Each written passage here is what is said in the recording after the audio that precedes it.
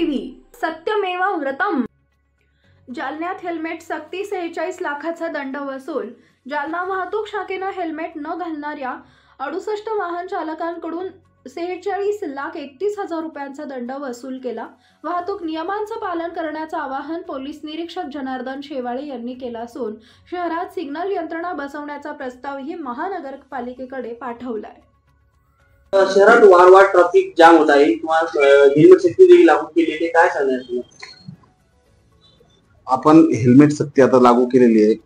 जवळपास आतापर्यंत 68 ते 51 केसेस केलेले आहेत। त्यामध्ये आपण 46,31,000 रुपयेपर्यंत दंड वसूल केलेला आहे आणि यापुढेही आपण हेल्मेट सक्ती चालू ठेवणार आहे।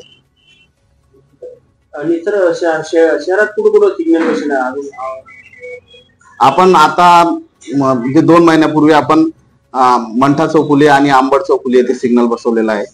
बऱ्यापैकी लोक सिग्नल पाळतात।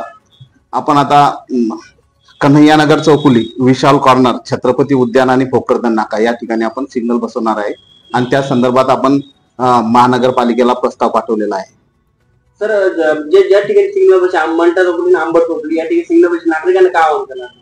नागरिकांना असं आवाहन करू इच्छितो, प्रत्येकाने हेल्मेट वापरायला पाहिजे आणि नियमांचं पालन करायला पाहिजे।